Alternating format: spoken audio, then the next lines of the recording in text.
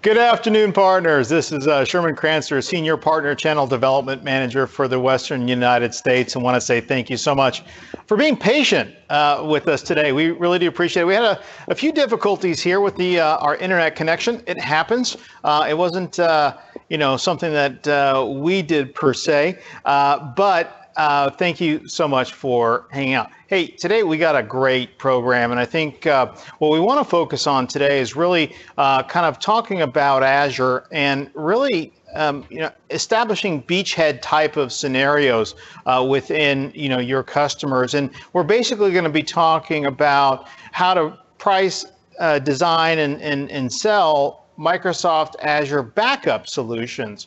Many partners today are thinking, well, how am I going to do? How am I going to sell Azure? What am I going to do? How do I price this out? What is a good way to start? Azure's different than AWS, right? Where AWS, might only provide you hybrid infrastructure. A lot of partners are used to that. However, they don't realize the power of our Azure product, and we're going to talk a lot about how to really understand the value of backing up your data, disaster recovery, and many other facets. So last week we had a check-in scenario where we actually raffled off a drone. However, I made a mistake. We raffled off the drone to the wrong person. So I wanted to say right now, we do have the drone. It is right here. I'm ready to go ahead and send it out today to the winner.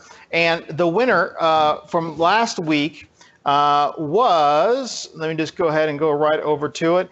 It was Julius Argumendo last week. He actually won the drone. We went and raffled it off. Julius, thank you so much for supporting us, and you're always on here. So please, if you can look at the screen, I'm going to go ahead and put on the actual checking in. It's PLG check in to win. We are going to go ahead and raffle off another one of those, as well as we're going to raffle off probably one of the best solar-powered battery bank you'll ever have. And I just gave one to our special guest today. It is fantastic. So we'll go ahead and do that.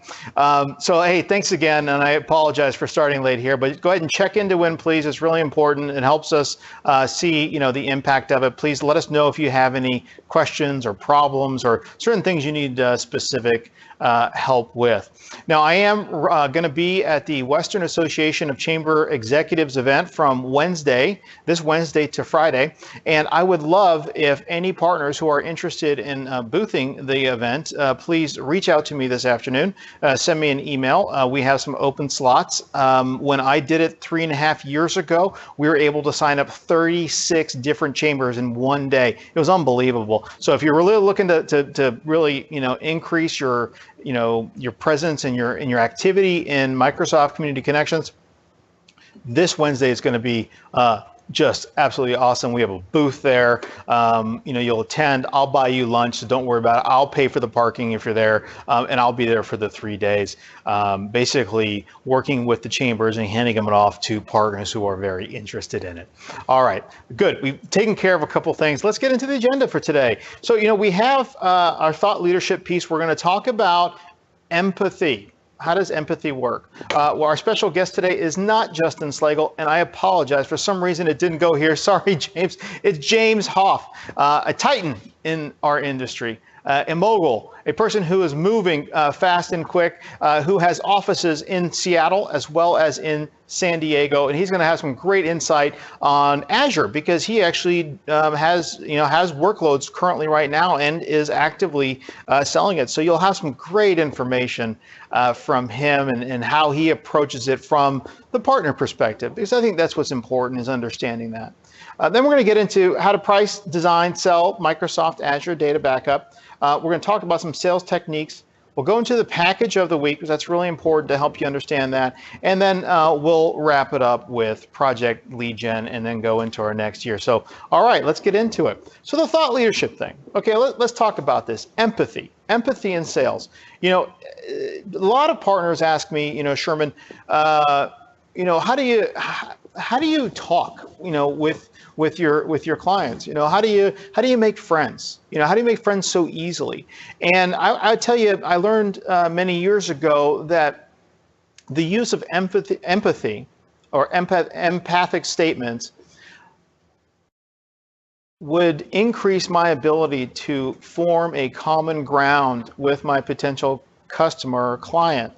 But what it did inadvertently is created scenarios where I became very close friends with all of my clients, as well as helped me understand how to become better friends with some of the people that I considered personal friends. But empathy is used in many different ways. And I think, the first thing you have to ask yourself is, okay, well, how would I use empathy in a sales environment? And I think it's understanding empathetic statements. And, what is an empathetic statement? And I think the way to kind of look at it is, if you frame it like, so I see how you're having a very tough, time today. You probably deserve a few days off. Can you help me understand, what is, causing you so much grief and problems today? So if you can understand how I just put that together, I always start it with, so I see you. So I see you're having issues with this, or so I see you're having great success with this initiative. Can you help me understand how you're doing it so I can maybe improve who I am as a person? Empathetic statements. And the reason why that these are so powerful is people love to talk about themselves. It's the truth. And there's nothing wrong with that, but people love to do that. But people also love to hear that somebody else out there is interested in what is going on with their life, what is going on with their business, right? What's going on with the struggles that they have. People like to talk about these things. And when people ask questions like this, they'll go back and think about them afterwards and think, gosh, every other salesperson or every other person that I've worked with, doesn't have to be just in sales either, that approaches me is always about me. And remember, we talk about this every week about having to give something before you actually, ask for anything, right? But asking these types of questions also puts upon the other person the need or the right to speak. And that's really what is a key psychological indicator of whether your sales appointment is valuable or not, is who's doing the most talking, right? Think about that. If you go to an appointment and you're the one doing all the talking, well, do you know anything about the person? Have you broken down those personal barriers, right? And that kind of coincides with when we, a few weeks ago, we talked about open-ended questions or finding the common value or commonality when you walk into a sales call, right?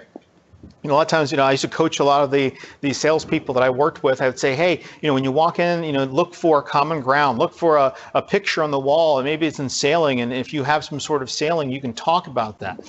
But instead of just bringing up random facts or trying to, be, inconsiderate or maybe kind of thinly veiled interest in it, you should ask about maybe if a person was into sailing. Hey, gosh, it looks like you were in a boat in open water. Can you explain to me, what your thoughts were being out there on the water by yourself or with that team? Did you feel scared?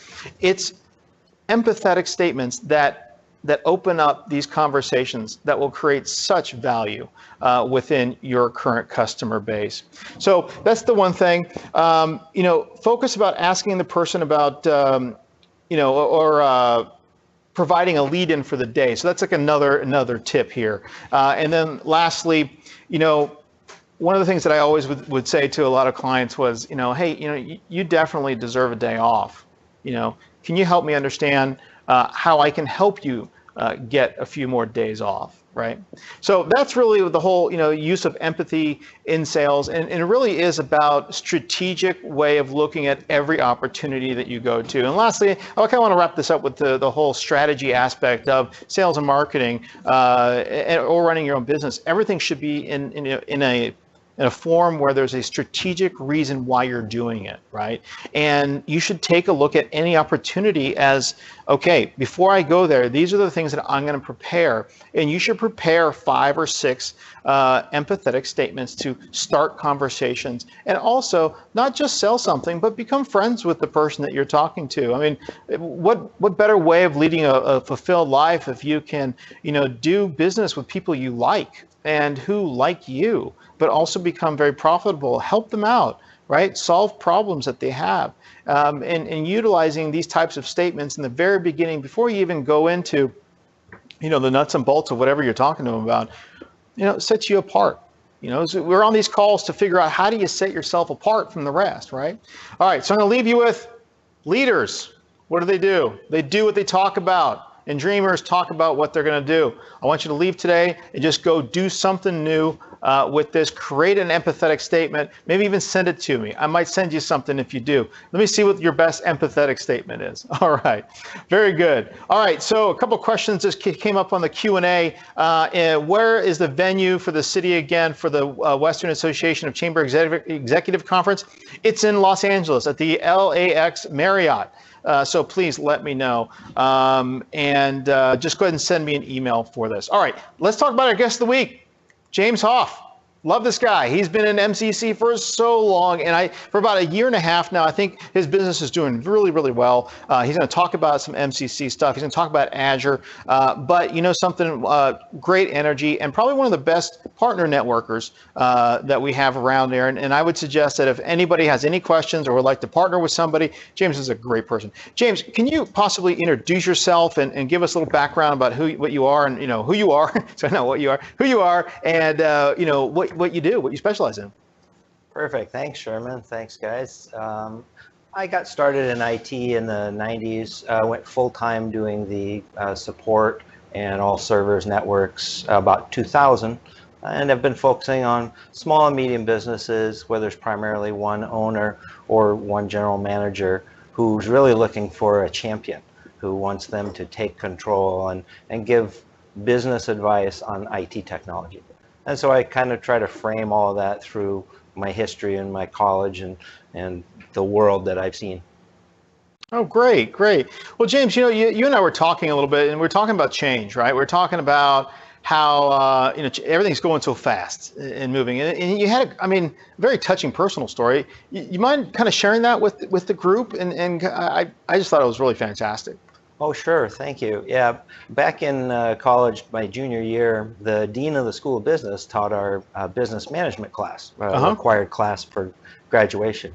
Came in, stood at the lectern, said, "I'm Joe Hope, dean of the School of Business. I have terminal cancer. I'll be dead by the end of the quarter. But I want to teach this class because I want to impart some information to you." Wow. You sit up and listen when somebody is in that kind of position. And the next thing he said, I've always remembered, he said, life is about the tyranny of change. We don't want it to change, but it does change, and we have to deal with it. That is profound. The tyranny of change. Everything is changing so fast. And, I think we will talk about packaging and how you go from, just project services to MSP to packaged IP. Wow, it's changing so fast. It's crazy. All right, so let's get into some key thoughts here. With James is help us understand some of the things that you do specifically for small business. Sure. The big thing, small business differentiates from some of those mid-level and larger business in the fact of usually there's one owner, there's one group of people who are your decision makers. In one respect, it's a little easier. And in another respect, it's harder because there's a lot of contact. And like your early statements about empathy, that's fantastic because you really need to connect with those owners and know what their pain is, whether they need to work from home, remote, how much travel they're doing, what kind of sales they're doing in the field, how they want to manage their people. And through your knowledge of business, Office 365, cloud, Azure, and general business practices, you can put a package together for them to really have them achieve their goals, and they get really excited about that. A lot of partners tell me, James, they're like, oh, there's just no money. There's no money, just, this small business. help me understand why that statement isn't probably the best statement. So no money in small business. If you're talking about a one-man or a one-woman shop where there's very limited resources, yeah, there is very limited amount you can sell, even though some of the higher-end white-collar people, they want your business acumen, advice, and the technology so they can be successful. But the bigger small companies that are 5 to 25, if they're having manufacturing or products that they're selling, they really have a churn and they need people like us to come in and be their champions. And probably 80% of my business are those people, those 5 to 25 employees. And they're good. They're good people. That's good. That's good. I know that you take a real personal approach to how you deal with your clients, and we also see that a lot of partners are saying, gosh, the migration piece, showing them, I don't do a lot of showing them how Office 365 works, and I just kind of move forward. But I think it's really powerful to be an advocate of technology and what it can do. Help me understand how you're doing that differently for your clients. Oh, one of the most exciting things I love to do is I find an owner who's got an iPad or an iPhone, and they have all these business things that are working on, but they're mobile. They need tools to help them.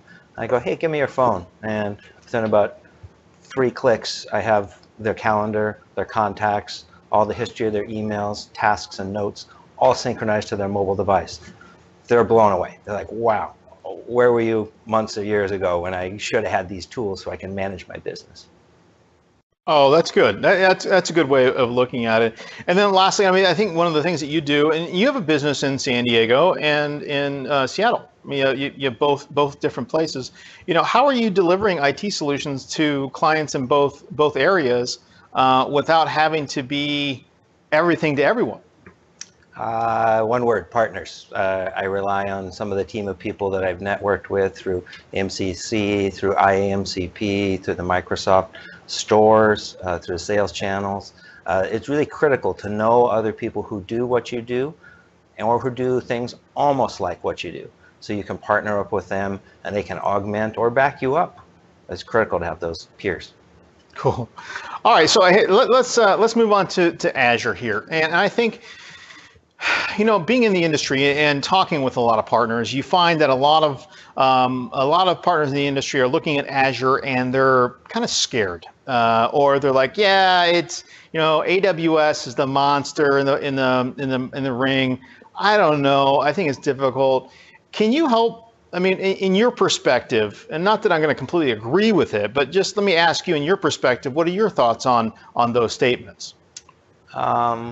First of all, anything new, tyranny of change, it's hard to grapple with something that you haven't done before. But Azure is just another component of virtualization, whether it's virtualized servers, infrastructure, data, backup, or tools. It's another tool that you need to kind of put in your Batman tool belt so that you need to understand it and add it in there. So it's a component. That's how I kind of see it. Okay. And then do you see it like, what is your strategy when you're talking to clients? What is your strategy in selling Azure? Because I know we're talking about backup today, kind of beachhead type stuff. Help me understand that, and maybe help the partners on the call today understand it. Yeah, so starting with the backup piece, obviously that's one of the easier questions of where's your data and what are you doing with it? But it's really more copying, replicating than just taking a cloned copy and sticking it out. There's hot and cold, there's active, passive, depends what you're really doing. I'd heard that writers sometimes, when they're writing new books, they have the ending, they write the ending, and then they start writing chapters backward to get to the start. It's kind of like us, we know the ending. The ending is keep your data, and that keeps businesses alive. But then there's the where is it, who does it, how often do they touch it, do you need it 24 hours a day, can you deal with it 12 hours? And asking all these business questions to understand where they are and what they're going to do with this data. That's how we kind of get our solution. So we start with that, what are we protecting, and then how do we do it?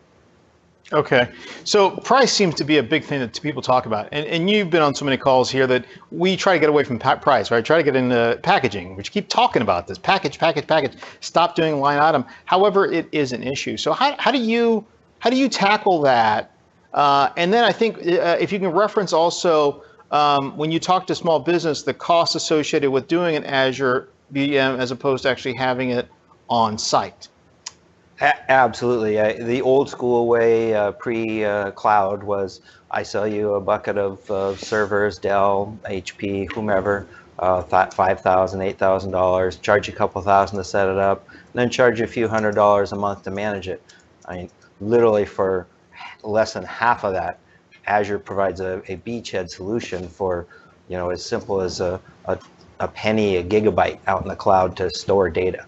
But then it's like, how do you hook all that up? What are the other costs? Do we want to go into the Azure pricing component? Yeah. If you could, help us understand how you tackle that. Yeah, so I have it up on my screen over here. We have, if you go to azure.microsoft.com, there's a really cool pricing tool that helps you answer all of these pricing questions. And the biggest component to Azure pricing is your compute cycle. And how many hours in a 24-hour day does your server need to be computing and running? Well, some people, you really need 24/7. You need it up and running, and you need it there. Others, let's say you have a development server where you have people who are only working 8 to 5, and that server is not needed the rest of the time. Well, you can run a calculation based on, with this pricing calculator, you can run a calculation based on, I need this much compute power, how many cores, memory, what quality of processor, SSD, RAM, etc. You can price out all those pieces and then get a grasp of what the customer wants and how are they going to deal with it. And in some cases, all those development environments, you don't have to buy that big server. You turn it on, spin it up, you run your test, you shut it down. It's as simple as going to the Azure portal right here and figuring out your pricing. Or over on the right side, you have ability to start a free account. So whether you're a Microsoft partner who has Action Pack, whether you have some of the Cloud Champion or other Champion kind of programs or benefits, silver or gold, you have Azure built in for free already. So you could spin up your own trial, and most of them I think start at about $100 a month of throughput. So literally $75 a month for the server, a little bit for the data. You're still under your trial, and you could run that indefinitely. It's a great way to start. So this is huge. I mean, this is really huge. You also mentioned that you start with some of really small compute type of proposals. How have your customers reacted to start and roll small? That's the best way. It's when you're doing business, it's proof of concept. When no business owner, small, medium, or large, wants to buy off on something that's untested ground. Nobody wants to be first. So even if it's a tried and true proven, each business thinks that they are very unique, which they are in some degrees. And so using a beachhead of a trial or a parallel to your live environment, get it up and going. I know in the Office 365 world, a couple of clicks, you can create accounts and put it on somebody's phone, literally 5-10 minutes while you're sitting there talking to them. Very similar with Azure. You can go in, create trial, spin up servers. It takes 5 to 15 minutes for the server to boot up when it's brand new. But then it's a pre-built Windows environment. You have Windows Server 2012, 2016, various release levels, even Linux and other environments that are all still in the Microsoft platform. You can spin it up and get it going, and at little or no cost, and then show the owner and say, here it is. What's it going to take for us to move this mission critical to the cloud? So you're saying it's easy? It's fairly easy, yeah. Do it for yourself one time, try your own. But yeah. I remember I actually spun up virtual machines 3 years ago in Azure because as in the other industry that I was in, we sold hybrid infrastructure services all day long. but we would sell just the cost of it and then hand it to somebody else. So I had to figure it out. But it's changed so much. Back then it was a little bit more difficult to, connect things and put it together. But utilizing, the website that James just put up, I mean, wow, that is just simple. Calculator, you can figure out what the cost is. As well as provision something. And if you're not using internal use rights, I don't know. I mean, that's how you figure this kind of stuff out, right? Did you use, James, when you're in just starting this out? Did you use your internal use rights? Yes, I did. I spun up a server and I put my own QuickBooks in the cloud because I was tired of having to manage on a laptop or on a computer where I was not billing. That's awesome. That is super awesome. So good. Well, that's good. And then, partners think it's complicated. I think we kind of already maybe touched on this, but, your first iteration into, creating this, was it that difficult? I mean, you've been in the business a long time too. So can you help us understand that? No, it was really very quickly started. You go into your portal, you add a compute cycle, and even if you forget things, it'll tell you, hey, you added a compute cycle, but you didn't add storage to store your data. Do you want to add this level of storage or this level of storage? And it kind of helps you so you can't build something that won't work. It prevents you. One thing I did notice in here, there's a new section, monitoring and management, in the pricing calculator. There's a lot of management tools, and we as consultants are always looking for that edge, that value add. And this is something I think is going to be growing a lot. Okay, now are you losing money by taking stuff off-prem to the cloud? Short answer, if you think you're going to control your client by preventing them from going to the cloud, they're going to fire you and go to the cloud once they find out how cheap it is. So if you take them there, they will be happy. If you prevent them from getting there, they're going to be frustrated with you. That's okay. Great. All right, so we had a question from the audience asking to share a link to the Azure pricing website. And James, can you possibly do that in the Q&A function? Sure, he's going to go ahead and put that up. I'll make sure that it's broadcast it out. All right, so let's move into how to sell Microsoft Azure Backup. And we do have a few folks that are maybe not in the industry that are on the call. So it's not just about sales and marketing. We're going to talk about some of the customer issues that we see within everyday scenarios. And I think if you look at that, one of the first things to see is, safe and secure backup access. That's what a lot of our customers are looking for. So these are the customer psychological indicators. These are the things that are keeping people up at night, right? They need to reduce their IT infrastructure costs and move into the cloud. So if you have servers that are old, that are end of life, time to move it. Whoops, we had a transformation there, an animation that said go. But they need to reduce IT spend, and you can significantly. There's so many programs that are on a lot of servers today that are at end of life that really don't need to be there anymore, right? You don't need to run them anymore. They need to retain their files and data for legal requirements. That's another big one, that is really important to a lot of the customers out there. Let me go ahead and I'm going to go and pause this thing so it doesn't keep switching. Ensuring that they have security, right, and safety of their files. Legacy files need to be an update. Not understanding the value or the concept of backing up. But I think one of the last thing is disaster recovery planning. I mean, this is an easy, small part of Azure. Most of the time people are thinking of infrastructure as a service, but let's take that all out. Let's just talk about, hey, backup. So let me ask you this, James.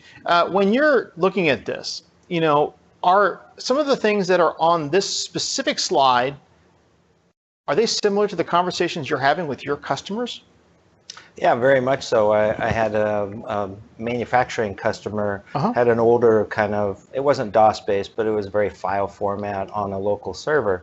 And one of our solutions was we spun up an Azure instance, loaded all that software into the cloud, kept doing whatever backups they were doing locally, because the owner wanted to know, hey, the day comes when my building's not here, where's my data? And how fast can I spin it up? So we built an Azure as the proof of concept to move the live data. Restored. That's amazing. That's absolutely amazing. I think that's fantastic. All right, and then not understanding the value and concept. I'll ask you that question. I think there's a big debate. Whether customers or people out there can see the value. Do you have those problems? Once the business objective is defined, we can clearly address the values of it. Oh, okay. I go back to the business side. So if it's like, it's more secure to keep my data here. It's like, really? There's guys at a Microsoft thing with a chain around their wrist next to servers. They don't go anywhere. Your data is safe. There's teams that try to break in, white hats that hack that. There's so many answers to why not to do it on your own and to use a Azure cloud other solution. Cool. Yeah, I think security is a big thing, and I think with the security aspect, people say, oh well, always in the cloud it could be stolen, but you really come back to well, how secure is your server? You don't want to say it like that. You might want to say like, so, can you help me understand your thoughts on security of your server? Where is it located, and how can somebody actually get into it? The empathetics tell me or understand, but having it at a data center, a Microsoft data center, is probably a lot more secure than the closet that is probably overheated, dusty, has a lot of other things in it, right? I don't know if you ever, do you run into any type of, scary scenarios like that? Yeah, there's always some component to that, but going back to that answer, I think it was down in San Diego, they had one of the Microsoft teams at a local trade show, and they had a legion, and it's like 100 or so more guys, white hats, Microsoft employees who were trying to break into the Office 365, find the holes, and they find it and they seal it. Who's doing that for your server at home? Very few people. Wow. So, we're going to go in the next slide. The next slide is really how to price, right? How to price this. And I think James actually already kind of helped us do that. But we want to talk a little bit about a couple other things that are available to us. And, basically, when you're doing a network assessment, and a lot of us have different ways of doing network assessments. You can use specific tools that go in there and climb around and find all the different things. But I think to break it down and make it very, very simple, one of the suggestions that could be had would be to simply just list all of the programs that are on-prem on that server. A lot of times, many of our clients do not understand, what they have running on there and what's important and really what's obsolete and what's causing them, consternation of, buying another big time server. So I think that's the first thing. You want to list all of the different files that are associated with that particular server. And then, one of the ways that I would suggest, and this is just a suggestion, you can use the Azure price calculator, that's great, but you call up your CSP provider, the distribution channel, whether it's Cinex, Ingram, Tech Data, Arrow, whomever it is, give them a call and say, well, I have this opportunity and it has X, Y, and Z. Can you help me price a solution for you? They'd be happy to. That's one of their jobs. They love it. Azure is a great tool, and I think that's something that you can do. Or you can reach out to a very, very unknown type of area at Microsoft, Napa at Microsoft.com, unlimited pre-sale support. And what I would suggest is you bookmark that email and you say to yourself, okay, Napa, you put in, I have an Azure deal. And you tell them, and then you list the Azure deal, and within 24 hours they'll have a time and they'll call you up and they'll help you, because that's what we want to do. We want to help consume and utilize Azure. So we have a question from the group here. It's actually a really great one, actually. Could you ask James how he approaches his consulting services for setting up Azure?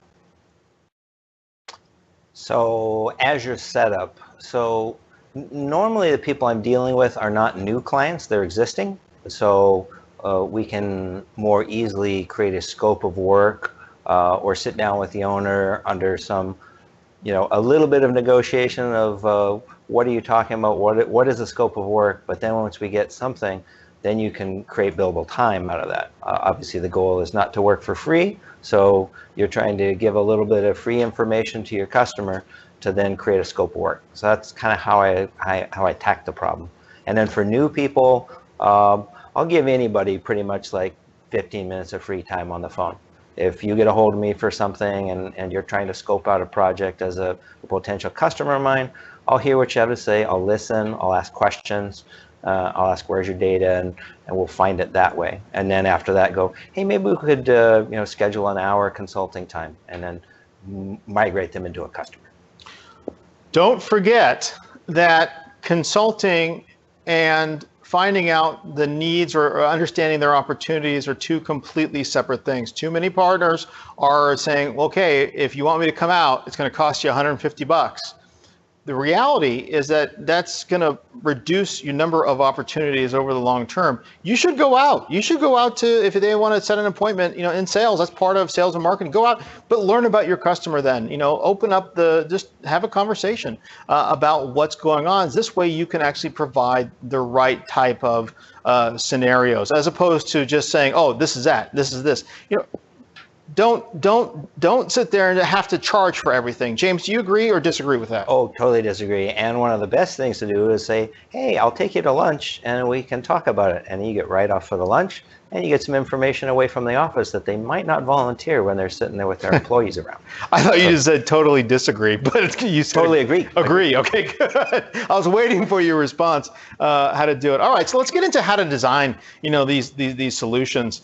Hybrid cloud is, I think, really what we want to talk about and really kind of, purvey out there that it isn't just about, moving everything to the cloud. So basically, you want to discuss with your client, ask them which files they want to move over, because there might be so many different files on the actual server that they don't need anymore. James, do you run into that, finding stuff on there that you don't need? Oh, it's a black hole of data. Everybody wants to save everything. And honestly, one of the best things about Office 365 with your 50 gig mailbox is fine, keep it, we'll dump it out there and you can save it forever. So that's the Office 365. On the Azure side, you do have to look and kind of ferret out, is this really important data, and is it hot or cold? Fantastic. Now, the next part that's really critical in the design piece of it is really about, after you figured out all the programs and after you've kind of looked at it and listed it on an Excel spreadsheet or whatnot, you basically hand it back to the client and you say, look, this is what we found. We found a lot of stuff that doesn't need to be migrated, but we want to show it to you. And then basically you want to create the migration plan, a two-pronged approach or a three-pronged approach. You don't have to move everything all at once. You can move it slowly. But I will tell you, Azure, which is nice for the partner, is a 27% annual compound annual growth rate. So we see a lot more. This is just the start, but providing a full migration plan also shows that you really know what you're doing and you're moving forward with helping them out. And then lastly, take that plan that you have and reach out to Napa at Microsoft.com and say, hey, could you just take a look at this really quick and, just make sure that I'm on the right track. And then I think, well, not lastly, but, I just said lastly on the last one, but take the final iteration and before you send it over to your client, reach out to your local, tier 2 cloud service provider distributor for yourself. So that's really positive there. Okay, let's get into backing up your data, and we always talk about this particular slide. It's way too much to even talk about, so we break it up for you. The market and partner opportunities are pretty, and we've gone over this significant amount of times. 46% of the most popular cloud workloads are core to Azure. And that's infrastructure as a service. So we're seeing a very, very, large and big opportunity out there, and it's just growing. You're seeing a lot of bit players leaving the market, right? Because it's finally happening that some of the bigger ones are going to just pretty much take up a lot more of this cloud compute market share. The partner opportunity is really based around providing customers with easy, affordable solutions for backing up their data. Most, I don't know if you know this, James, but what was the average small to medium-sized business organization has 3 cloud storage accounts that they're paying for and they don't even know it. James, quick anecdote. Do you run into organizations that have several different storage backup devices, accounts? Absolutely. Whether secure or not secure? Yeah, absolutely. There's, whether it's Box, Dropbox, the personal OneDrive. They didn't realize that they were storing their stuff in, didn't realize they had a terabyte in the business OneDrive. Stuff's all over the place, including there's on-desk data. And especially, I see your bullet with SQL. There's a lot of data that people don't realize they have in their databases if their database vendor doesn't really tell them where their data is, and they've loaded that. So there's orphan SQL data that's hiding all over the place that we could help capture and protect for those businesses. Oh yeah, the SQL, orphan SQL data. That's like the consternation of all consternations. Like where is it? So a question from the audience, another one says, does James provide ongoing Azure support in a managed services framework? I was going to say something about that. My distributor called me a while back, right before the end of the year, and they were like, hey, we got these Azure credits where they were almost 2 for 1. I wasn't at a point where I could buy them, but that's the next iteration of, as you move into a managed service, you buy the Azure credit for 50 cents on the dollar, and then you sell it at list or 10 cents off or whatever you want to do. So that is the next thing, and it ties right back into your distributor. They're all great distributors that have various product promos at all the time. And you can have 2. I mean, I have 2 right now, primarily use 1. Okay, so and that's really good. That's really good to look at. I think you should all be doing that. I know you're taking on a lot because the Azure cost, right, could be $1,500 a month, right, $2,000 a month. So you are taking that on. That's understandable. But I think maybe the question is more around managed services. So, when you set somebody up, James, in an environment, right, do you attach a managed services component to that so that you're managing the Azure, instance? Yes. So if it's servers, desktops, or applications, there's a component to that too. Yes, you can build it out that way. The current ones that I am doing, I wasn't the one who built the Azure instance, so there's another software company that they're on the hook for it, but I'm on the hook for the OS level, and I have a managed service package that's part of the bundle that I direct sell to my customer. I manage the Windows side of it, and there's a SQL component, but I'm doing the reboots, I'm making sure the server's running, doing those things, and that's part of my managed package. Yes. Awesome. All right, hey, let's get into some definitions for Azure Backup, and that's really about defining Azure Backup. What is it? What are we really talking about? And it's really a simple, reliable, cost-effective solution to back up the customer's data into the cloud. Okay, very simple. Okay, we're just taking data and we're putting it to the cloud. Very simple. Data, cloud.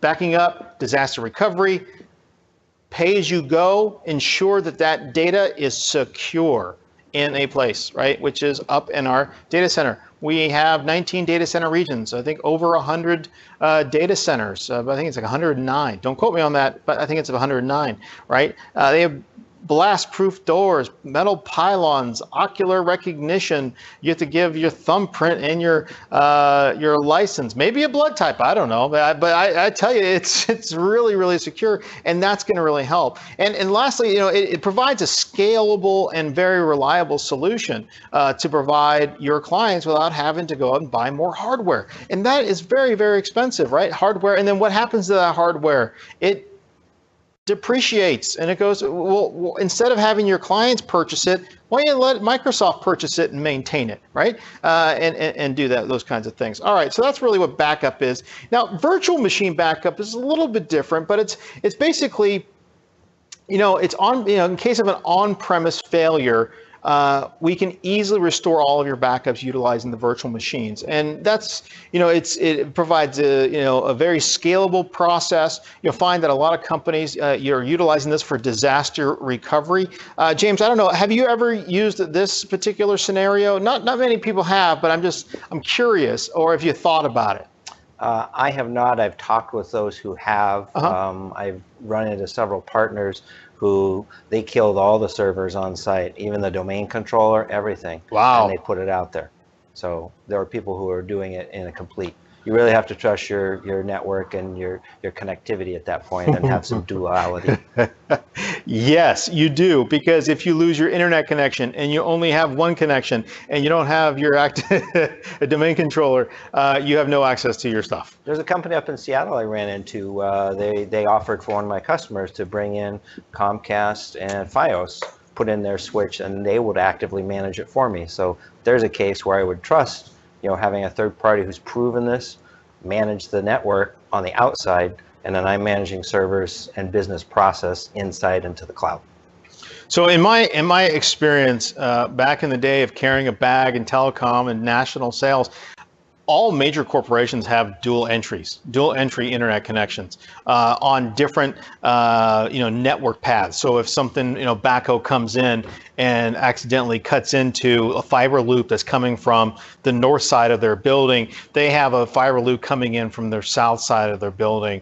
And that I think in an opinion that I think is shared by many, having dual entry internet connection is not just a luxury anymore. I think it's more of a must-have. Would you agree with that statement there, James? Yeah, absolutely. I use the WatchGuard firewall as my firewall of choice, and it has active, so you can have both running. You can get a Comcast account for $100 or whatever your other local equivalent in all major cities. So it's kind of a push. I really encourage my big customers who have those mission critical. Yeah, if there's any way, do it. Great.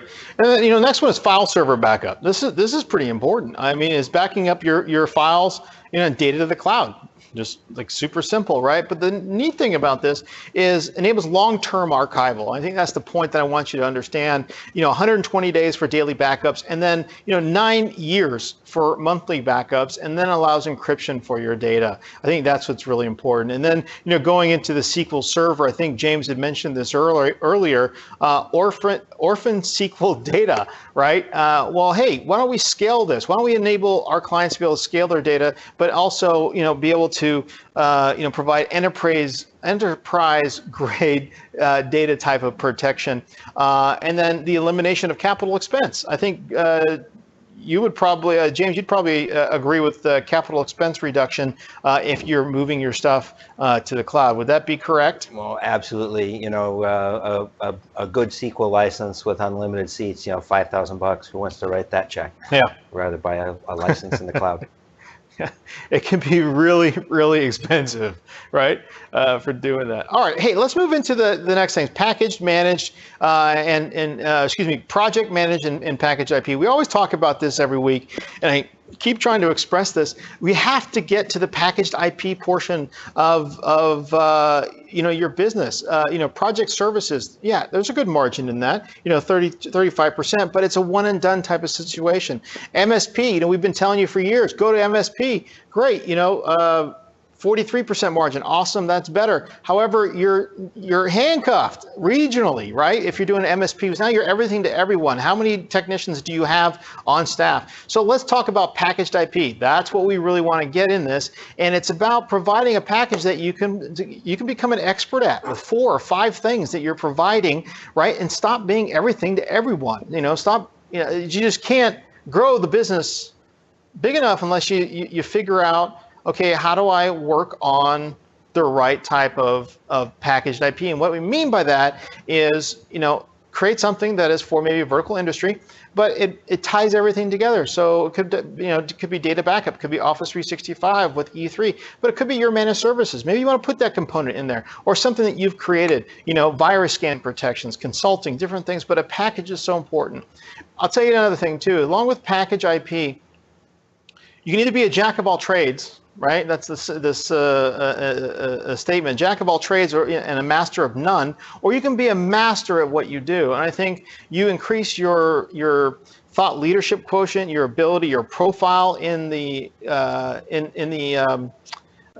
community if you are an absolute expert, right? So why don't you create something that you can be an expert at, but also unshackle yourself from being just a regional player or a statewide player, but become a national player, a worldwide player. Why not? We can do that today. Everything's changing. The tyranny of change, like James has said, I think things have changed very, very differently. All right, package of the week. We do this every week to kind of just frame this in your head. This is not something that Microsoft says that you need to do. This is more of just a way to help you frame putting together a package. So we talk about MSP Tier 1 services. That's always a great way to start. Office 365 and E3, because you want to have multi-factor authentication, mobile device management.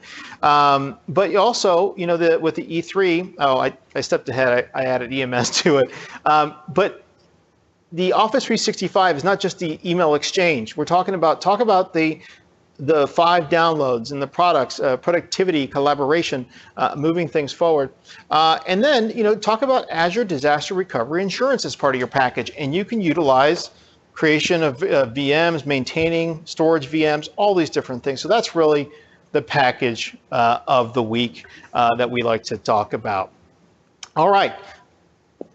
We are coming to a close pretty soon. We started a little late, so we're pushing this a little bit late. But Project LeadGen steps. So if you're a partner that's attending these calls and you haven't actually downloaded Project LeadGen or even know what it is, it's really the sales and marketing component to helping you really integrate yourself in a more dynamic and challenging way with business organizations. So what I'd like you to do, if you haven't done it already, please go to the aka.ms ready to go /PLG. Click on that. It's for Microsoft partners only. Go ahead and click on that and download the 5 resources. It is 27 minutes. No, it's not 27. It's 47 minutes of your life to watch these videos to show you how to, integrate cutting-edge sales and marketing techniques for you. And then, the next thing is register your first event at MS Community Connections. I want you to register any event that you're going to, not just a seminar that you're providing, but if you're going to a networking event, that you can register it and then talk a little bit about, Microsoft.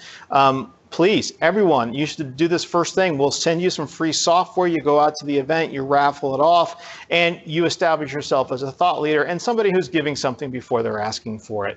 Very, very, very important.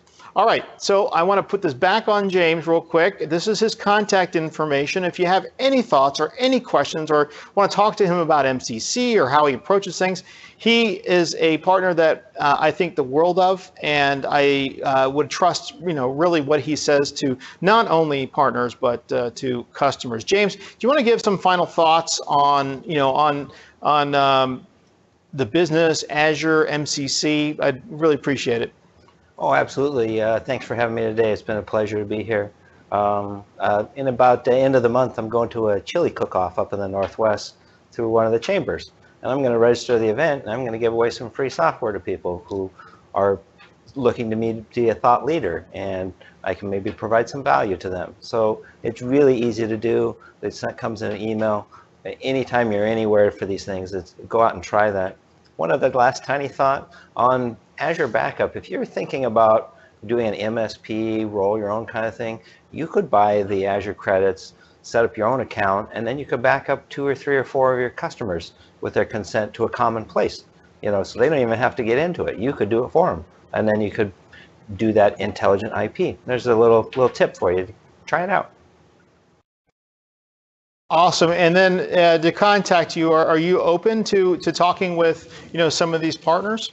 Oh, sure. I mean, if obviously you'll probably get a voicemail on that 619 number. It goes to a processing system, but I'll get back to you as soon as I can. Or if you want, shoot an email. Email is great. I could start a dialogue, and then if we need a little more information, love to help partners, because someday you have an expertise and I'll tap you and you'll help me. All right. So let's get into the raffle. Okay. So I'm looking at the people who have checked in. And I would like to go ahead and pick a number between 1 and 32. James. Oh, me? Yep. 8. 8. Okay. Okay. Number 8 is Ron Hardy. Yay. All right, Ron, please send me your address, and I'll go ahead and send you out the Microsoft drone. Next week, it's going to be fantastic. We're going to be having a new guest speaker, and we're actually going to be asking the distributors. They're going to start joining us, Ingram, Synex, D&H, Tech Data, for once a quarter, and they're going to be actually raffling off some seriously cool stuff, much much greater value than what I've been doing. But hey, everyone, thanks so much. Make sure you register, check in next time when you come on to this. We'll see you next Monday, 1 o'clock PST. We look forward to talking with you, and have a great day. Thanks so much. Have a great day. Bye-bye.